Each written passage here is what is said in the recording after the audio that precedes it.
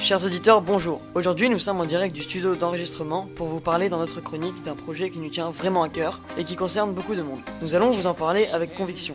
Que dis-je, avec passion. C'est vrai, Florent, je suis motivé plus que jamais. Depuis que le CEFA existe, les maçons, les métalliers et les horticulteurs n'ont pas vraiment eu l'occasion de montrer ce qu'ils étaient capables de réaliser. Pour montrer la qualité de leur travail, généralement, c'est en entreprise qu'il faut aller voir. Dans ce projet, on a décidé de travailler tous ensemble, pour le bien-être de tous. Les différentes options vont pouvoir se souder les coudes pour montrer leurs compétences. Comme tu parles bien, Gaëtan. C'est en effet tout un programme. On voit bien que tu suis avec beaucoup plus d'attention le cours de français. Tu m'étonnes, il m'épate. Tu n'es pas sans savoir, Gilbert, que recevoir une formation solide au CEFA des arts et métiers, c'est apprendre à travailler avec courage et réflexion. Apprendre à maîtriser le profil de formation avec ardeur, mais aussi savoir s'exprimer et développer du beau vocabulaire. Une expression correcte pour se faire comprendre et ne pas passer pour un travailleur sans cerveau. Certes, mon ami, certes. À la journée porte ouverte, généralement, les classes de maçonnerie montrent leur savoir-faire, mais je ne suis pas certain que tout le monde, parents comme élèves, comme profs, aillent jusqu'au bout des ateliers à admirer leurs différentes œuvres. C'est dommage, il faut tellement de temps pour construire une œuvre. J'en sais quelque chose, Antonin. On ne se rend pas toujours compte du temps qu'il faut pour faire un jardin, faire une barrière travaillée en fer ou encore construire des murets. Les horticulteurs d'ordinaire proposent aussi à la journée porte ouverte une présentation de leur section sous forme de panneaux et de photos. On a vendu à plusieurs reprises des plantes annuelles pour les balconnières et les jardiniers. Ça a bien marché. Chaque année, nous cultivons aussi des chicons destinés à la vente. Ça marche plutôt bien. Tu veux dire qu'on fait du bon boulot? Oui, évidemment, Steven. C'est vrai que la journée porte ouverte, c'est l'occasion de mettre nos sections en valeur. Il faut attirer le public. Tiens, cette année-ci, quand a-t-elle lieu? Eh bien, Gaëtan, c'est toujours le premier week-end du mois de mai. Alors toi qui nous écoutes, bloque ton agenda à la date du 9 mai prochain. Nous t'attendons dans notre école, aux arts et métiers. On te montrera notre savoir-faire. Ok, à ne pas oublier le 9 mai. Journée porte ouverte aux arts et métiers. N'oublions pas non plus un événement majeur ce jour-là. C'est le tournoi de foot des anciens. Que de retrouvailles, Justin, que de retrouvailles. D'ailleurs, c'est bien simple, Monsieur Scully est tout fou. Revenons à notre projet. Depuis un certain temps, des idées se développent autant chez les élèves que chez les profs. Avec nos copains les métalliers et les maçons, nous avons un vrai projet qui demande de la réflexion, de la minutie et du beau travail. Nous voulons aménager dans la cour un coin de sérénité. Un coin de quoi? Un coin zen, si tu préfères. Un coin où on peut se reposer. Un coin où l'on peut se sentir bien. Mais t'es emballé, toi, Gilbert? Et comment, Florent? Tu te rends compte qu'on va pouvoir créer nous-mêmes un bel espace dans lequel tout le monde pourra se sentir bien? Monsieur Bastien et Monsieur Latona ont même parlé de quiétude. Un coin de quiétude? Quiétude? Oui, t'as bien compris, Antonin. Ça serait une zone de repos avec des bancs, un coin de quiétude, quoi. Bien sûr, on pourra pas se mettre à 400 au même moment, mais ça sera agréable pour qui le voudra. Bon, tu expliques ce que tu entends par agréable. Tu veux faire venir la mer? Mais non, hein, Alexandre, le sable et les poissons tant qu'on y est. Non, ce sera un lieu d'accueil convivial, avec un magnifique bac de fleurs, de forme rectangulaire et cintrée, avec autour des bancs des petites allées de gravier, avec ces fameux assis debout, pour notre courte récré. Ça va être bien, tu vas voir. Oui, mais donc, qui fait quoi dans ce projet? Tout d'abord, Antonin, il faut préciser que les maîtres d'œuvre sont Monsieur Dufrane pour la création et l'assemblage des structures métalliques, Monsieur Bastien pour l'apport de nature, la création d'allées en gravier, Monsieur Latona et Monsieur Landrecy pour la construction en briques et en blocs. Ah bon? Monsieur Landrecy ne voulait pas travailler avec du plastique et du verre? Ben non, Florent, c'est ce qu'il a voulu nous faire croire. Nous sommes pas dupes. En tout cas, en parlant de Monsieur Latona, il nous a montré l'avant-projet sur ordinateur. C'est assez bluffant. Tout ce que je peux te dire, c'est que les architectes n'ont qu'à bien se tenir. C'est un travail de professionnel. Comment va s'organiser ce travail? Dans un premier temps, chaque section va préparer son travail avec intelligence et réflexion. Ça passe avant tout par le dialogue. Ce qui est génial, c'est que les différentes sections vont travailler ensemble. C'est un vrai projet commun. Les élèves du CEFA sont très motivés et enthousiastes.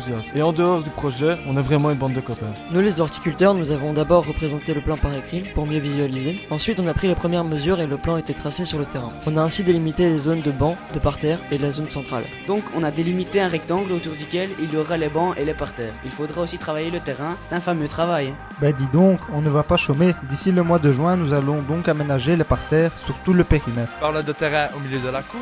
Non, c'est le terrain qui est entre le bâtiment administratif et le bloc 1. Moi j'imagine déjà cet îlot central, 4 allées en gravier donnant accès aux plantations, le grand bac à fleurs avec les assises en briques. Sur le pourtour, aux 4 extrémités du parterre géant, il y aura aussi des bancs. Les métalliers vont créer des aciers debout. Pour le moment, ils n'ont fait qu'un prototype à l'atelier. C'est pas mal. Des quoi, des assis debout? Des assis debout, Steven. C'est une espèce de structure métallique de plus d'1 mètre qui fait que quand tu t'appuies, tu n'es ni assis ni debout. C'est une espèce de repose-fesse. Dis, sois poli si tu veux bien. Des dizaines d'auditeurs, que dis-je? Des centaines d'auditeurs nous écoutent. Tu vas les offenser. profiter. Tu oublies notre expression, Gaëtan. Travailler tous les lundis et vendredis en français. Mais non, un repose-fesse, c'est quand même plus visuel qu'un assis debout, non? Soit. Alors, de leur côté, les maçons ont fabriqué la semaine dernière un gabarit à base de panneaux isolants. C'est une espèce de cintre pour fabriquer les bancs. Il y en aura 4 aux extrémités du bac à fleurs, de 2,5 m sur 2,5 m. Ce sera la structure centrale. Et donc autour, il y aura les bancs. Et pour chaque assise, le maçon viendra poser le cintre pour déterminer si le cintrage est correct. En périphérie, il y aura aussi 3 autres bancs. Les maçons travailleront donc les blocs de béton et les briques. Le travail des maçons sera réalisé à la règle et au niveau. Ils vont aussi réaliser un grand bac où nous viendrons planter nos bulbes de printemps, les annuels et les vivaces. Pour montrer à l'école le projet, on est en train de créer un avis sous forme de panneau explicatif qui évoluera au fil du temps. C'est une espèce d'avant-projet, comme quand on construit une maison.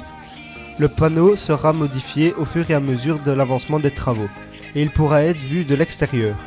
Il sera placé à l'entrée de l'école, devant le hall d'entrée. Monsieur Latona précise que c'est un panneau didactique avec différentes informations concernant les travaux, qui seront complémentaires pour les 3 options. Le concept sera détaillé pour que tous puissent bien comprendre.